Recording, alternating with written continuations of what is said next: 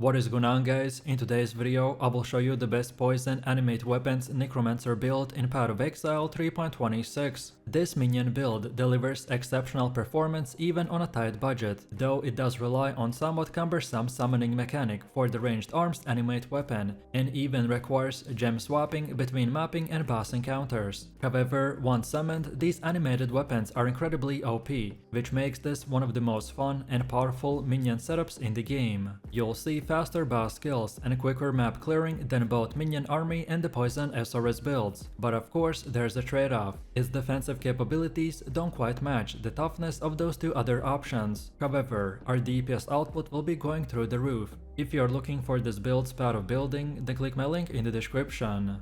And before we continue, thanks to U4GM. They are a pro website that provides PoE1 boosting, items and even currency with a cheap price and fast delivery. They have over 17,000 positive comments, and this website is really worth a try. So make sure to use my discount code CADE for extra 6% off.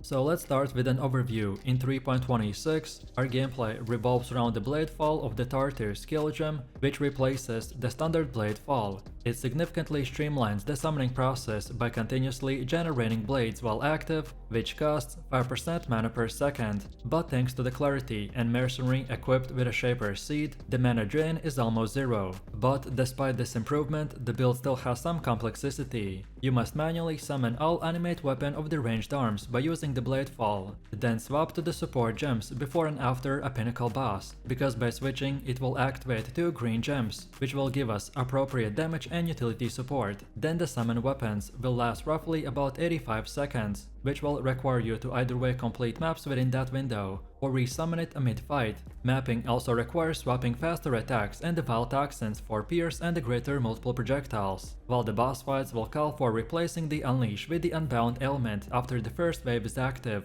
And finally, against tougher enemies, casting Despair will add extra damage boost. So now let's talk about leveling. In the early leveling, the strength is important, so use an Ember Amulet to meet the gem and item requirements. You can also use the crafting bench to add missing resistances or just one Orb of Transmutation, even to normal items, and add strength or dexterity for more of these orbs. Don't overlevel the Clarity or Vitality, as their mana reservation can become a burden. Instead, look for a magic Baroness Calling Wand with increased minion damage, which you can get from the Wand vendor. Then Ray Zombie may die frequently before level 24, but the Minion Defense Mastery will help you to recover them on death, so consider not summoning them yet but keep leveling the gem. Then once you reach about level 20, equip 2 Stone Rings and aim to get all resistances to 75% or even higher. In Act 2, the Vaal Ruins, you want to corrupt your Absolvation gem at the altar, for a chance at the Vaal Absolvation. By level 31, most key gems can be bought from the Sayosa in Act 3 library. Then when you get the Ray Spectre, head to the Old Fields in the Act 2 and cast Desecrate to summon corpses,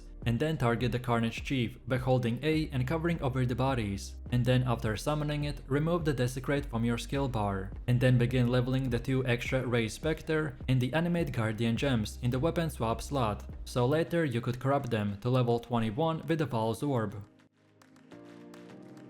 Next up, when it comes to Ascendancy setup, early in the game you can take the Commander of the Darkness and the Mindless Aggression, because they provide strong leveling bonuses. The Commander of the Darkness will boost resistance and the minion damage, while the Mindless Aggression will increase minion speed and overall DPS, which will help with the clear speed and bossing through the next acts. Then next, a Natural Strength will offer a big power spike by adding +2 levels to all minion gems, which will significantly increase their damage and durability. This makes your minions much more effective as you enter the early maps, and then later as the content becomes more dangerous you can respec, so when you get all 4 Ascendancies, then swap to the Bone Barrier and the Mistress of the Sacrifice. Bone Barrier will add vital defenses through the minion damage reduction, life regen and the Bone Armor skill, while the Mistress of the Sacrifice will let you benefit from the offering effects, such as the Black Chance or Recovery, which will improve our survivability significantly. Overall, this setup is suitable for the red maps and the endgame encounters, by trading some early offense for much more needed defenses and utility. Then for our passive skill tree, we will utilize the transfigured version of the Animate Weapon, which will summon the ranged minions by using blades created by the Bladefall of the Tartus. This setup will allow for sustained minion presence in the instant boss fights without relying on the identified weapons. This skill tree focuses on enhancing minion damage, life and resistances, while also providing increased area of effect and projectile damage. Notable nodes will include a sacrifice for the minion survivability, and the Forbidden Power for increased energy shield and a mana regeneration.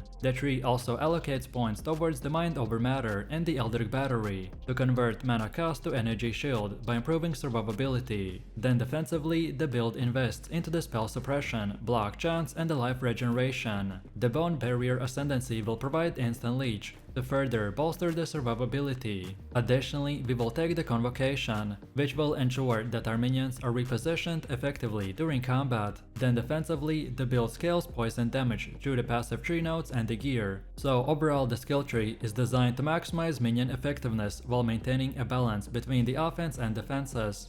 Next up, when it comes to skill jumps, important jumps to use is the Spare, which replaces Conductivity and should be used after the third labyrinth to complete it. And then, once the Unnatural Strength is active, then swap to the Physical Lightning support with the minion damage. The Chaos Damage support is also added for a 5-link setup on the Absolution. The Animate Weapon of the Ranged Arms is critical for the build, so we obtain it by completing the labyrinth and sacrificing the green gems or buying it in a trade. By using the Gem Cutter's Prism, on this gem we increase the summon numbers and the damage. Then Summon Carrion Golem replaces the Summon Stone Golem for minion buffs, while Precision should be kept near level 10 to manage the mana cost. Then the Steel Skin and Automation will help with defenses and the skill automation. Bone Offering will replace Flesh Offering for defenses, and the Bladefall of the Tartus will summon your animated weapons. Then Bossing and Mapping uses different support setups, so Unleash support speed ups the summoning bosses, but we swap it out mid-fight for the minion damage support. During Mapping, it stays active for the constant summon speed. And then when your Animate Weapon gem will hit level 15 and you have a 6-link body armor, then only then you can remove the Absolution.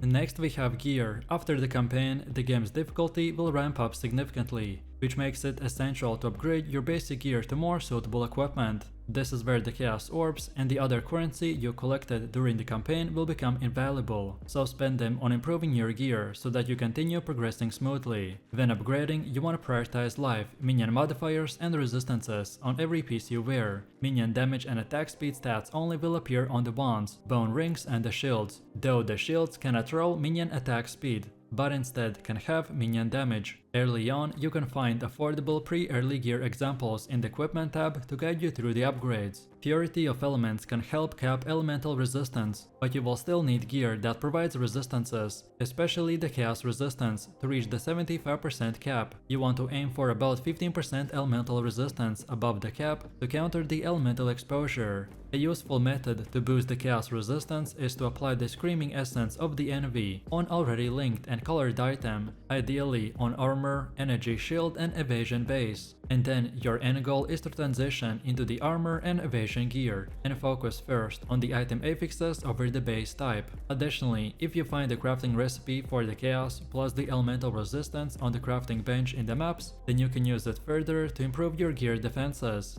Next up we have our Mercenaries. Our setup prioritizes a dexterity and intelligence-based Bladecaster, or infamous Bladecaster for the endgame, ideally the aspect of the Spider and the Graced Aurus, which will synergize with the Venomous Shroud. If the Mercenary also has a Bladefall and the Bladefall of the Tartus, then it can free up a gem slot by replacing your own. While leveling for Absolution, look for a Mercenary with the Wrath of the Zealatory. If Venomous Shroud is out of budget, then the Envy or the Haste Aurus will offer a solid alternative. The gear that I recommend is the Dual Obliteration Wand, the Caspis Will for the high chaos resistance, then the Lear Cast Helmet, then the Azenta's Gentle Touch Gloves or Intimidate Implicit Gloves as a cheaper alternative, then the Inexpressible Fade Boots, and either way the Camo's Binding or the Belt of the Deceiver. Then for jewelry, use the Quiller of the Mines with a high chaos resistance roll, then the Odris Danning with a strong elemental resistance, and then the Shaper Seed as an amulet.